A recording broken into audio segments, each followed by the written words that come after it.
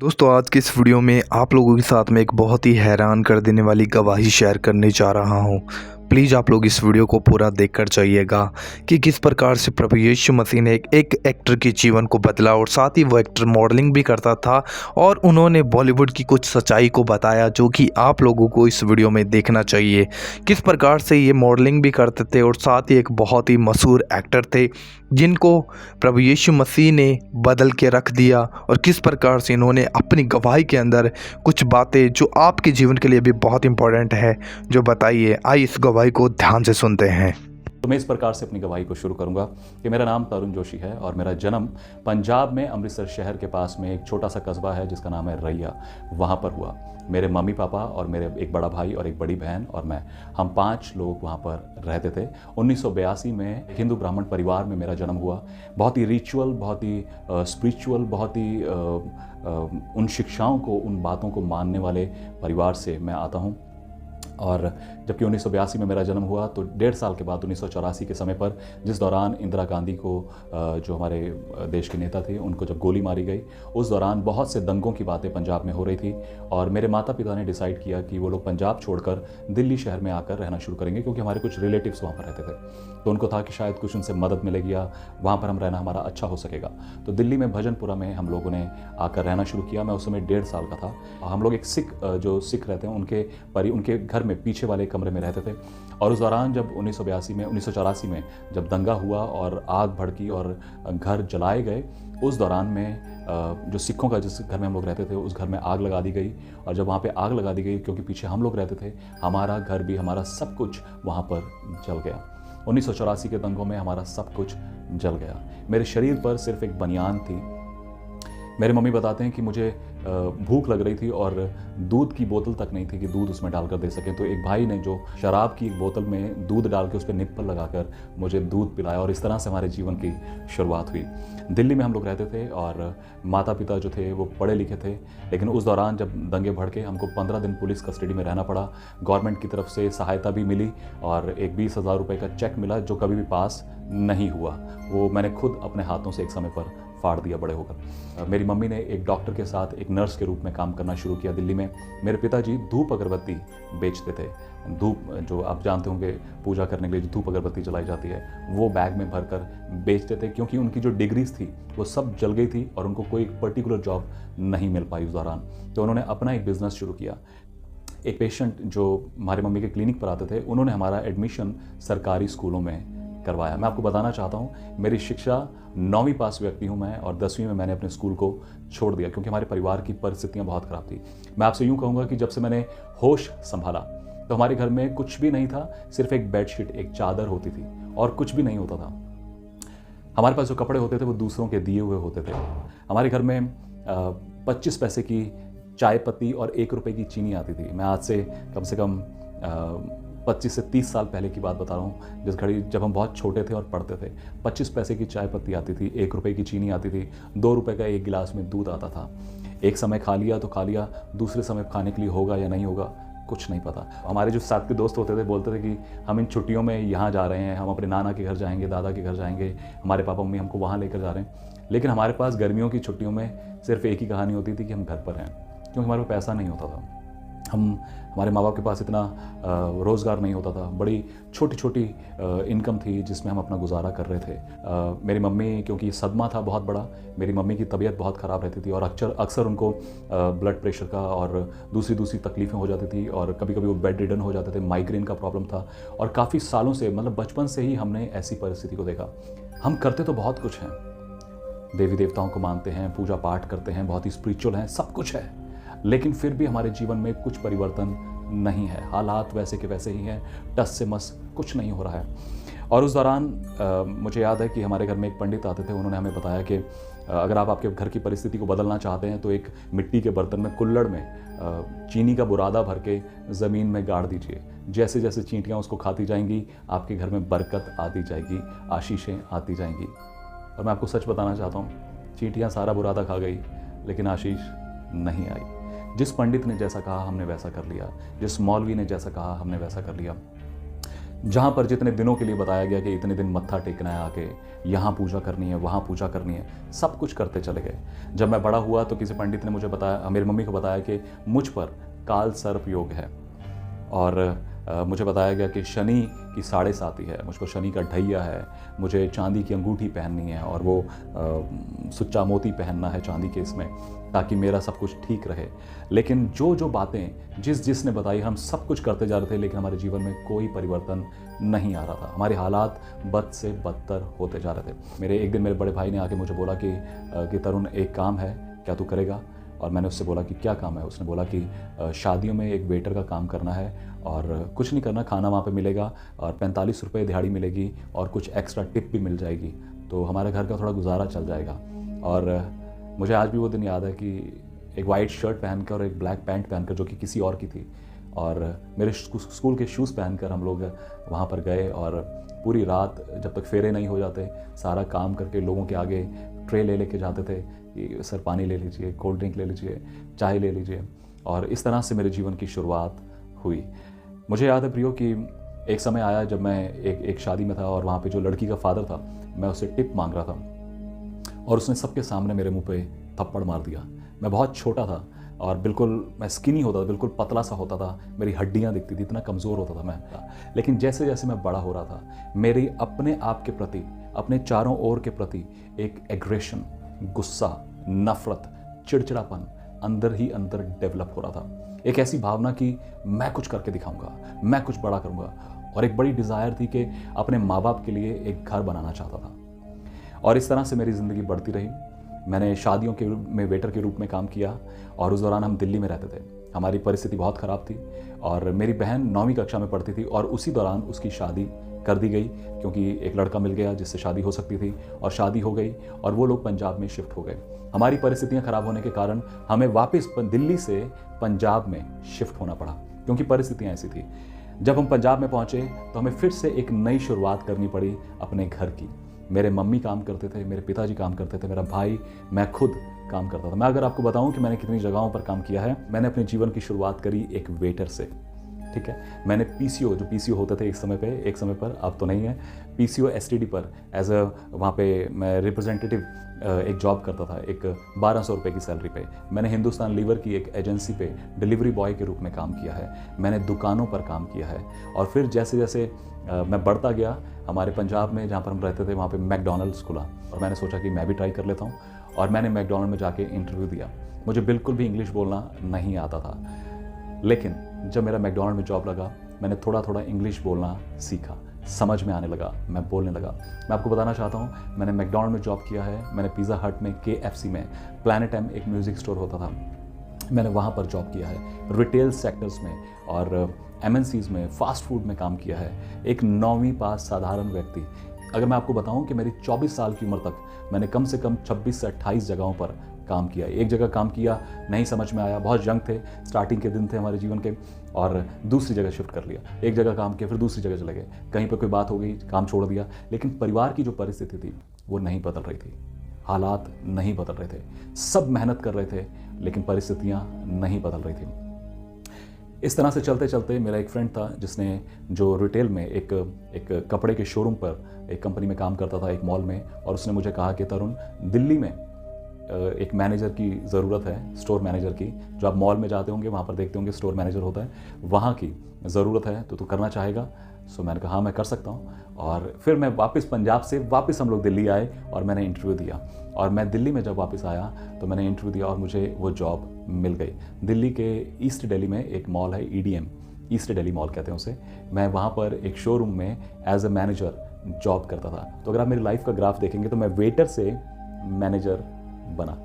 Manager बनने के बाद मैं वहाँ पे एक जिम था जहाँ पे मैं वर्कआउट करता था, वहाँ पे एक लड़का आता था, वो मॉडल था, और मैंने उससे पूछा कि आप क्या करते हैं? वो कहता मैं मॉडलिंग करता हूँ। तो मैंने कहा कि मुझे भी करनी है, और उस समय मैं बहुत हैवी था, मोटा होता था, और उसने मुझे बोला कि पहले अपना बॉडी मेंटेन कर, उसके बाद। मैं आपको बताना चाहता हूँ, मैंने 3 महीने में 25 किलो वेट लूज़ किया दिल्ली की सर्दी में, और उसके बाद मैंने अपना पोर्टफोलियो बनवाया, और दिल्ली से मेरे जीवन की एक नई शुरुआत हुई मॉडलिंग इंडस्ट्री में। मैंने अपने फ़ोटोग्राफ्स खिंचवाए, मैंने फ़ोटोज़ भेजने शुरू करे और मुझे धीरे धीरे काम मिलना शुरू हुआ। कुछ फ़ैशन शोज़ मिलने शुरू हुए और रैंप शोज़ मिलने शुरू हुए और स्टिल फ़ोटोग्राफी शुरू हुई।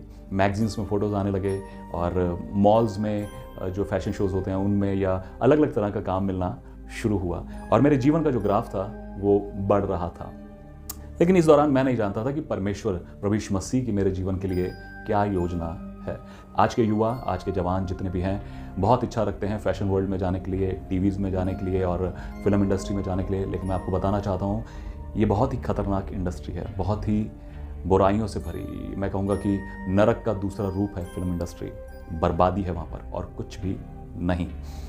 तो धीरे धीरे मेरे मॉडलिंग का जीवन शुरू हुआ और मैंने अलग अलग तरह के काम करने शुरू किए। एक समय आया जब मुझे एक पंजाबी गाने में काम करने का मौका मिला जो कि बहुत ही फेमस हुआ और उसके बाद मुझे लगा कि मुझे मॉडलिंग से हटकर अब एक्टिंग की ओर जाना है, मुझे एक्टिंग करना है। लेकिन ये वो पार्ट है मेरे जीवन का जो हमें सुनने में बहुत अच्छा लग रहा है। लेकिन दूसरी ओर धीरे धीरे मैं नशे में बढ़ने लगा। मैं दिल्ली में था, मैं सिर्फ 2 सिगरेट पीता था। मेरे फ्रेंड ने मुझे बोला कि एक दिन ट्राई करके देख, तो मैंने सिगरेट पीना शुरू किया और मुझे उसकी लत लग गई। मैं 2 सिगरेट्स पीता था, रोज़ का रूटीन बन गया। पहले कभी कभी पीते थे, फिर रोज़ का रूटीन बन गया। लेकिन जब मैं दिल्ली छोड़कर मैंने सोचा कि मुझे एक्टिंग के लिए बॉम्बे जाना चाहिए, मैं बॉम्बे शिफ्ट हुआ। वहाँ पे ना तो मेरी माँ थी, ना मेरे पिताजी और ना ही कोई और जो मेरे साथ रहता।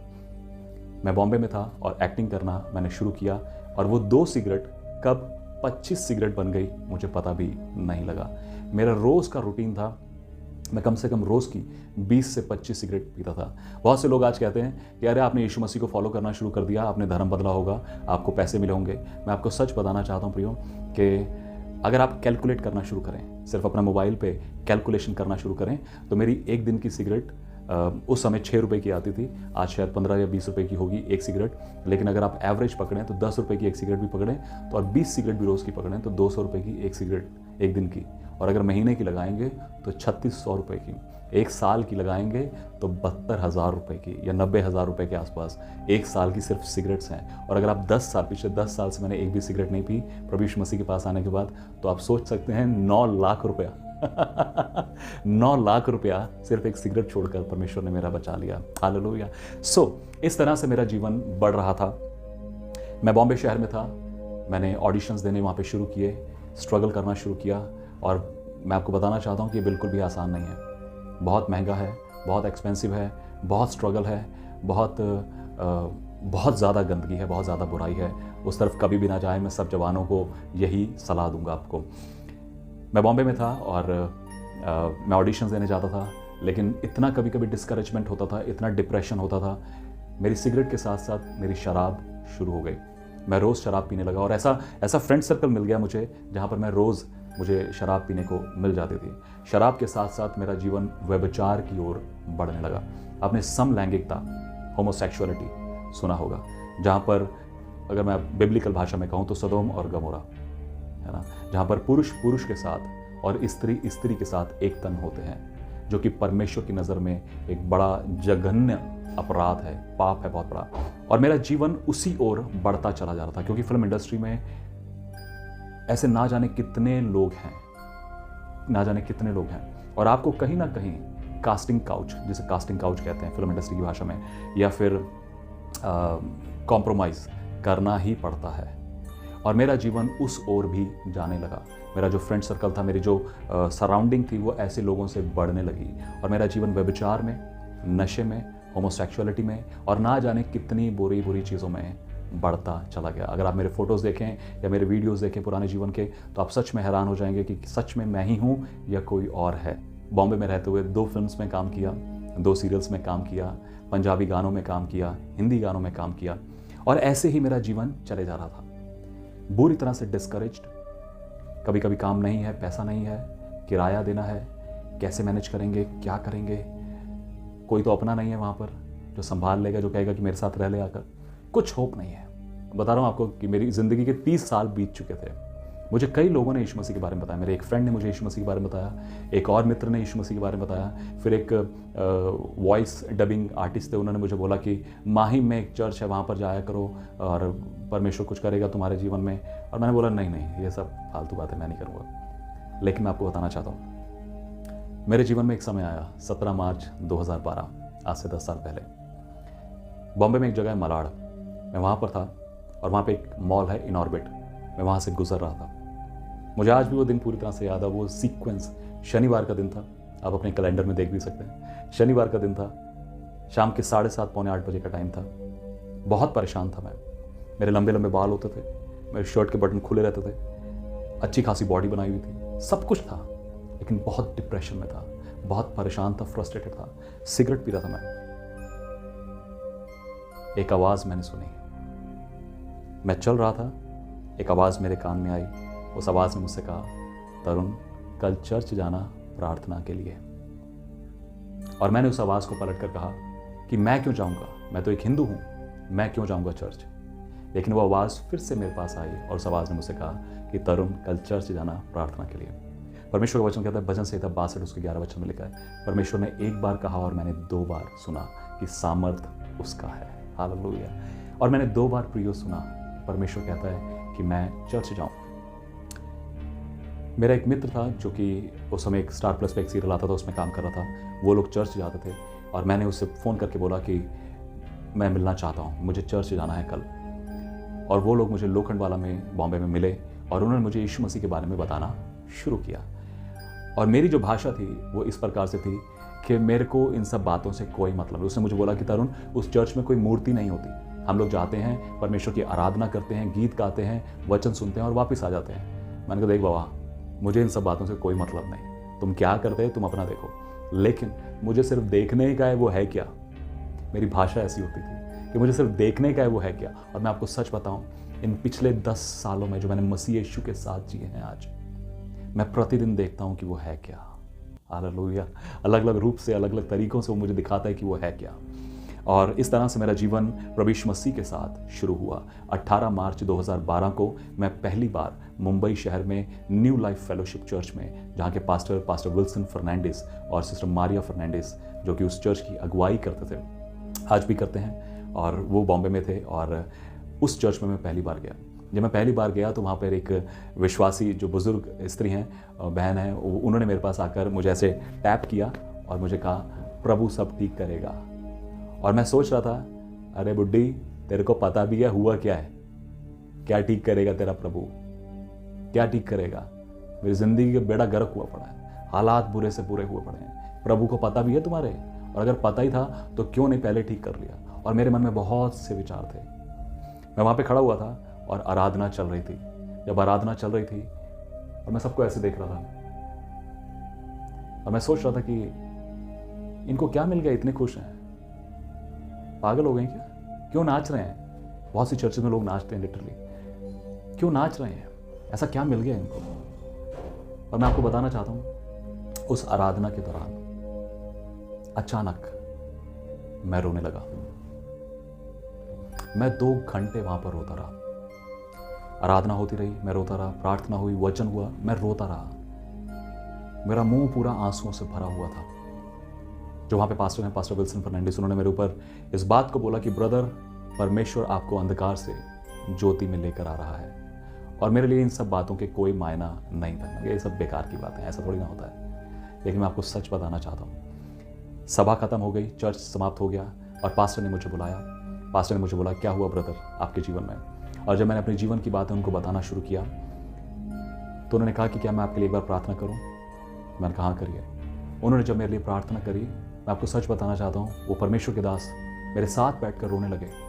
जब वो रोने लगे और हम दोनों रो रहे थे, हम दोनों के चेहरे आंसुओं से भरे हुए थे। मैं आज भी उस सीन को याद करता हूँ, उस समय को, कि सच में मेरा सारा मन का बोझ जो था निकल गया। उस पहले दिन से, उस प्रार्थना के बाद से मेरे जीवन में एक अद्भुत परिवर्तन आना शुरू हो गया। मेरा जो सिगरेट पीना था, मेरा सिगरेट पीना बंद हो गया। धीरे धीरे मेरा सिगरेट पीने को मन नहीं करता था। व्यभिचार मेरे जीवन से खत्म होने लगा। जिन स्त्रियों के प्रति मेरी निगाह बुरी थी, परमेश्वर ने मेरे विचारों को उनके प्रति बदलना शुरू कर दिया। मेरे जीवन में एक ड्रास्टिक, एक बड़ा बदलाव आना शुरू हुआ। लेकिन दूसरी ओर मेरी माँ बहुत बीमार रहती थी। उनका बहुत खर्चा होता था दवाइयों के ऊपर और दूसरी चीज़ों के ऊपर। उस दौरान मैं पंजाब में, जबकि मैं बॉम्बे में रहता था, एक हमारे पंजाब में एक फेस्टिवल था और उसको सेलिब्रेट करने के लिए मैं वापस अपने घर पर कुछ दिन के लिए छुट्टी मनाने के लिए आया। और हम उस दौरान एक मंदिर में गए और मैं उन मूर्तियों से, जबकि मैंने चर्च जाना शुरू किया था, लेकिन फिर भी मैं मंदिर भी कभी कभी जाता था। और उन मूर्तियों से मैं पूछ रहा था कि क्या जो मेरी माँ इतनी तकलीफ में है, आप इसको ठीक नहीं कर सकते? इसकी तबीयत ठीक नहीं हो सकती क्या? लेकिन मैं आपको बताना चाहता हूँ, जब मैं बॉम्बे में था, मैंने एक गवाही को सुना था।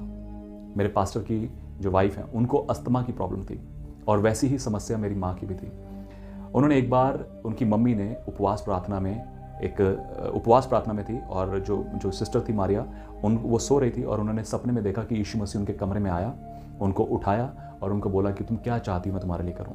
और उन्होंने कहा कि प्रभु, ये जो मेरे सांस लेने की प्रॉब्लम है ये ठीक हो जाए। और उस दिन से उनका अस्थमा का प्रॉब्लम चला गया।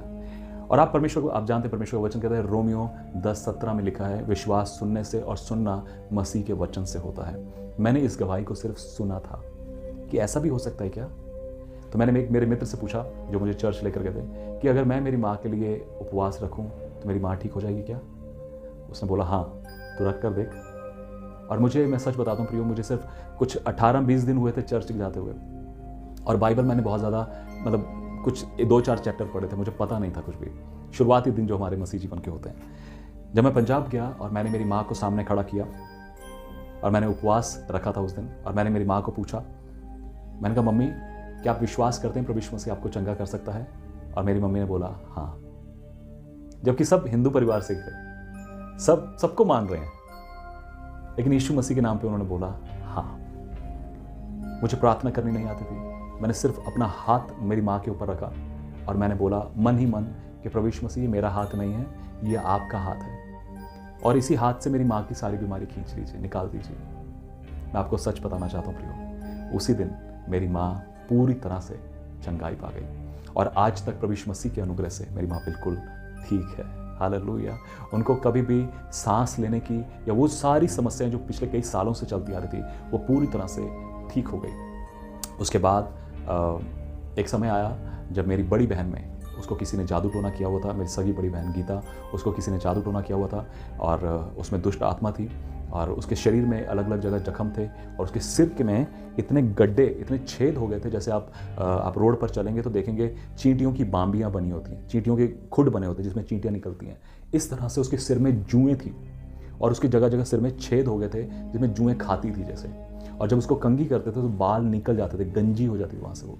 तो ऐसी दुष्ट आत्मा थी उसमें। लेकिन मैं आपको बताना चाहता हूँ कि बड़ा नया नया मेरा विश्वास था प्रभु के पास, और मेरी बहन ने बोला कि तरुण मुझे बचा ले। मैंने कहा मैं तो नहीं बचा सकता, लेकिन यीशु मसीह बचा सकते हैं, यीशु मसीह आपको बचा सकते हैं, क्या मैं तेरे लिए एक प्रार्थना करूँ? मेरी बहन ने बोला हाँ। जब मैंने उसके ऊपर अपने हाथ को रखा, उसने मेरे हाथ को हटा दिया। उसने बोला मेरे ऊपर अपने हाथ को मत रख, मुझे बहुत भारी लगता है। फिर मैं उसको चर्च में लेकर गया, जिस चर्च में जब मैं पंजाब आता था, जिस चर्च में जाता था, वहाँ पर लेकर गया, और जब वहाँ पर उसके लिए प्रार्थना की गई, उसमें से दुष्ट आत्मा निकली और परमेश्वर ने उसको स्वतंत्र किया, और आज वो पंजाब में रहकर प्रभु यीशु मसीह की सेवा करती है। इस तरह से मेरा विश्वास बढ़ना शुरू हुआ और मैंने परमेश्वर से कहा कि प्रभु आप क्या चाहते हैं? आप जानते हैं मैं कैसे बुरे जीवन को जीता हूँ, आप जानते हैं प्रभु कि कितनी कमियां हैं मेरे जीवन में, आप जानते हैं जो कुछ मैंने अपने जीवन में किया है। और परमेश्वर ने मुझे एक वचन दिया, इब्रानियों 1:11, और जब मैंने उस वचन को पढ़ा तो वहाँ पर लिखा है, वे सब वस्तुएं पुरानी हो जाएंगी लेकिन तू नया बना रहेगा। परमेश्वर मुझे बताना चाहता था कि वो फिल्म इंडस्ट्री, ये दुनिया और दुनिया के सब कामकाज धीरे धीरे धीरे धीरे करके पुराने होते चले जाएंगे, लेकिन अगर तरुण तू मुझ में बना रहेगा, तू बना रहेगा। मैंने निर्णय लिया कि मैं उस सारे बुरे कामों को छोड़ दूंगा जिनसे मैं अपने जीवन को चला रहा था, एक ऐसे जीवन को जहाँ पर नशे हैं, व्यभिचार है, बुराइयाँ हैं, बहुत सी दूसरी चीज़ें हैं, उन सबको छोड़कर बेहतर है कि अपने परिवार के साथ, परमेश्वर के साथ अपने जीवन को जीना शुरू कर सकें। मैं पंजाब में आया, वहाँ पे जो पास्टर थे, मैंने उनसे पूछा कि क्या मैं आपकी चर्च में आकर कुछ समय प्रार्थना में बिता सकता हूँ? उन्होंने बोला ज़रूर आ जाया करिए। तो मैं आपको बताना चाहता हूँ मेरा प्रार्थना का समय क्या था। मैं सुबह 4 बजे घर पर उठता था, 4 से 5 मैं 1 घंटा अपने घर पर प्रार्थना करता था, 5 से 6 मैं चर्च में जाके प्रार्थना करता था, 6 से 7 हम लोग पास्टर जी के साथ वचन पढ़ते थे, और 7 से 7:30 8 बजे तक हम पास्टर जी के कुछ काम कर देते थे, उनका टॉयलेट साफ़ कर दिया, दूध ले आए, कुछ और काम कर दिए, और इस प्रकार से मेरे मसीह जीवन की शुरुआत हुई। और 8 बजे घर आता था मैं वापस, कुछ खाने को मिल गया तो ठीक है, नहीं तो 9 बजे मैं वापस चर्च में चला जाता था। मैं आपको बताना चाहता हूँ प्रियो कि सुबह 9 बजे से लेकर रात के 9-10 बजे तक मैं चर्च में ही रहता था। मैं सारा दिन बाइबल पढ़ता था। मैं अगर आपको बोलूं कि मैं 16-16, 15-15 घंटे मैंने बाइबल पढ़ी है, प्रार्थना में समय बिताया, अकेले परमेश्वर के साथ समय बिताया, परमेश्वर से सुना है प्रियो। मेरा वो 12-12, 15-15 घंटे चर्च में रहकर प्रार्थना करना और बाइबल पढ़ना, मैं आज तक किसी बाइबल कॉलेज में नहीं गया। मैं 21वीं बार इन 10 सालों में 21वीं बार बाइबल को पढ़ रहा हूँ। मैंने जो कुछ सीखा परमेश्वर की उपस्थिति में बैठकर परमेश्वर के वचन को पढ़ते पढ़ते सीखा। और उस दौरान मेरी शादी की बात हुई एक जगह, और जिस लड़की से मेरी शादी की बात हुई उस बहन ने बताया कि किस तरह से प्रभु यीशु मसीह ने उसको बुलाया है। और मैंने प्रभु यीशु मसीह से पूछा, मैंने कहा प्रभु मैं बॉम्बे तो छोड़कर आ गया हूँ, लेकिन कभी आपने मुझे ऐसा बताया नहीं कि आपने मुझे बुलाया है। क्या सच में आपने मुझे बुलाया है कि मैं आपकी सेवा करूँ? और मुझे याद है मैं उस समय इस वचन को पढ़ रहा था, व्यवस्था विवरण 10वां अध्याय उसके 12वां वचन। लिखा है, अब हे इज़राइल, तेरा परमेश्वर यहोवा तुझसे इसके सिवाय और क्या चाहता है कि तू अपने परमेश्वर यहोवा का भय माने और उसके सारे मार्गों पर चले और उससे प्रेम रखे और अपने पूरे मन और सारे प्राण से उसकी सेवा करे। मैं इस वचन को पढ़ रहा था और परमेश्वर ने मुझे कहा, समझ में आया? मैंने कहा नहीं। परमेश्वर ने कहा फिर से पढ़। मैंने फिर से पढ़ा, समझ में आया? नहीं। जब इस आखिरी बात को पढ़ा कि मैं तुझसे यही चाहता हूँ कि तू मेरी सेवा करे, मैं समझ सका कि परमेश्वर मुझे सेवा के लिए बुला रहे हैं। और मैंने सेवा करना शुरू किया। मैं अपने पास्टर जी के साथ अलग अलग घरों में जाता था और वो जो मौका देते थे वो कि मैं अपनी गवाही को शेयर करूं, जैसे मैं आज आपके साथ शेयर कर रहा हूं। मैं अपनी गवाही को शेयर करूं, लोगों के घरों में छोटे छोटे 5-5, 10-10 मिनट के लिए वचन को शेयर करूं। फिर मुझे मौका मिला कि मैं चर्च में प्रचार करूं और धीरे धीरे धीरे मैं बढ़ने लगा। और एक समय आया जब मैं 40 दिन की उपवास प्रार्थना में था और मैंने परमेश्वर से पूछा कि प्रभु आप कहाँ चाहते हैं कि मैं सेवा के लिए जाऊँ? और परमेश्वर ने एक दर्शन के दौरान मुझे ये शहर लखनऊ दिखाया। और परमेश्वर ने मुझे दिखाया कि मैं लखनऊ शहर में खड़ा हूँ और एक भाई मेरे साथ खड़े हैं और उन्होंने मुझे कहा कि तरुण भाई ये लखनऊ है। मैं लखनऊ शहर में किसी को भी नहीं जानता था, all alone, not even single person, एक भी व्यक्ति को नहीं जानता था। जब मैं पहली बार लखनऊ में आया 2014 8 मार्च को मैं पहली बार लखनऊ शहर में आया। मुझे नहीं पता था कहाँ पर जाना है, पर मैं आपको सच बताता हूँ, परमेश्वर ने मुझे हर एक बात में अगुवाई करी कि ये करना है, यहाँ जाना है। और परमेश्वर ने मेरे लिए सारे बंदोबस्त किए। यहाँ पर एक जगह में मेरे को रहने के लिए जगह मिल गई जहाँ पे मैं 15-16 दिन बिता सका। उस दौरान जब मैं यहाँ पे सेवकाई के लिए आया, मैं एक परिवार में आया जो कि आज मेरा ससुराल है, जो कि आज आपने उनका नाम सुना होगा शायद, रेवरेंड मैक्सवेल डेविड और स्नेहलता डेविड। मैं उनके घर पर प्रार्थना के लिए आया था और उस दौरान मैं वहाँ पर अपने होने वाले जीवन साथी सहायता से मिल सका। आज हमें 8 साल हो गए हैं यहाँ लखनऊ शहर में रहते हुए और परमेश्वर की सेवा करते हुए। और यहाँ पर रहते हुए मैं, मेरी पत्नी और मेरा बेटा, हम लोग मिलकर प्रभु यीशु मसीह की सेवा को करते हैं। अब आज आपने मेरी गवाही को सुना, लेकिन आज मेरा एक सवाल है आपसे, क्या कभी आपको यीशु मसीह के बारे में किसी ने बताया है? क्या कभी आपने यीशु मसीह के बारे में सुना है? या कभी आपने यीशु मसीह को परख कर या चख कर देखा है? आज हम समाज में देखते हैं बहुत सी बातें हैं यीशु मसीह के बारे में, बहुत सा विरोध है, बहुत सी कहानियां हैं। कोई यीशु मसीह को अंग्रेज़ों का भगवान कहते हैं, कोई यीशु मसीह को धर्मांतरण के बारे में बातें करते हैं, कोई बोलते हैं कि पैसा मिला होगा, ना जाने कितनी हज़ारों तरह की बातें हैं। कुछ धर्मों की बातें करते हैं, कुछ ज्ञान विज्ञान की बातें करते हैं, कुछ लॉजिक इन लॉजिक की बातें करते हैं। लेकिन मेरा सवाल आज आपसे ये है प्रियो, कि क्या आपने व्यक्तिगत रूप से, आप जो मुझे देख रहे हैं, आप ही से मैं कह रहा हूँ, आप जो मुझे देख रहे हैं, क्या आपने कभी व्यक्तिगत रूप से यीशु मसीह को जाना है? क्या आपने कभी यीशु मसीह की आवाज़ को सुना है? क्या कभी आपने सोचा है कि क्या ये सब जो दुनिया में हो रहा है, यीशु मसीह के बारे में लोग प्रचार करते हैं, लोग बातें कर रहे हैं, मार पिटाई भी हो रही है, लोगों को सताया भी जा रहा है, लेकिन आपका व्यक्तिगत पॉइंट ऑफ व्यू क्या है? मैं आज आपको इस बात को बोलकर इनकरेज करूंगा। मैं तरुण जोशी, जो कि एक स्टॉन्च ब्राह्मण, एक कट्टर ब्राह्मण परिवार से आता हूँ। प्रियो, मैं एक बहुत ही बड़ा विरोधी रहा यीशु मसीह का, और मुझे यीशु मसीह से कोई लेना देना, कोई मतलब, कोई सरोकार नहीं था। लेकिन जिस घड़ी प्रभु यीशु मसीह मेरे जीवन में आया, जैसे मैंने अपनी गवाही में बताया प्रियो, मेरा जीवन बदल गया। क्या आप सोचते हैं कि क्या यीशु मसीह मेरे लिए भी ऐसा कुछ कर सकता है? जी हाँ, अगर वो मेरे लिए कर सकता है, वो आपके लिए भी कर सकता है। अपने जीवन को उसके हाथों में सौंप दीजिए और फिर देखिए कि परमेश्वर आपके लिए अद्भुत कामों को करता है। परमेश्वर का वचन कहता है कि जो कल्पनाएं मैं तुम्हारे विषय में करता हूं वो हानि की नहीं वरन कुशल ही की हैं, और अंत में तुम्हारी आशा को पूरा करूंगा। आपकी आशा कभी नहीं टूटेगी और परमेश्वर आपके जीवन में अपनी महिमा को प्रकट करेगा। दोस्तों, मुझे पूरी उम्मीद है कि आप लोगों ने इस वीडियो को यहाँ तक देखा है और आप लोगों ने देखा कि किस तरीके से प्रभु यीशु मसीह ने इन एक्टर के जीवन को बदल के रख दिया और कहीं ना कहीं आज परमेश्वर अपनी महिमा के लिए इनको इस्तेमाल कर रहे हैं और प्रेजेंट टाइम में एक पास्टर हैं और बहुत अच्छी सेवकाई इनकी है। दोस्तों, आप लोगों ने इस गवाही की गहराई में जाकर जरूर कुछ बातों को सीखा होगा, समझा होगा कि परमेश्वर किस तरीके से हमें नरक के जीवन में से उठाकर हमें एक स्वर्गीय जीवन देता है। इस पृथ्वी पर हमें लग सकता है कि हम बहुत अच्छा जीवन जी रहे हैं, वो पाप से भरा होगा, वो बुराई में होगा, वो अंधकार में होगा, लेकिन जब प्रभु यीशु मसीह हमारे जीवन में आ जाता है तो हम जान पाते हैं कि हमारे जीवन में क्या सही है, क्या गलत है, क्या सही होना चाहिए था, क्या नहीं होना चाहिए था, क्योंकि यीशु मसीह एक ज्योति है और जब लाइट हमारे पास में आ जाती है तो हम बहुत सी चीज़ों को देख पाते हैं, समझ पाते हैं। ऐसे ही प्रभु यीशु मसीह जब किसी के जीवन में आ जाता है तो लोग समझ पाते हैं, इस बात को देख पाते हैं कि क्या मैं जीवन अपना गंदगी में जी रहा हूँ, क्या मैं पाप में जी रहा हूँ। तो इस प्रकार से जब प्रभु यीशु मसीह इनके जीवन में आए तो इन्होंने प्रभु यीशु मसीह की सामर्थ्य को अनुभव किया और इन्हें पता चला कि जो कुछ मैं कर रहा हूँ वो शायद अच्छा नहीं है, और इन्होंने इस बात का डिसीजन लिया, प्रभु यीशु मसीह पर विश्वास किया और इनका जीवन जो कि आज आप देख पा रहे हो। इन्होंने बताया कि बॉलीवुड में किस तरीके से जो ये एक्टर तो थे लेकिन किस तरीके से इनका जीवन चल रहा था, आप सुन चुके इस गवाही के अंदर। लेकिन प्रभु यीशु मसीह कभी भी नहीं चाहता कि इस संसार की शान, दौलत, शोहरत, जो चीज़ें संसार को अच्छी लगती हैं वो हमारे जीवन में रहें।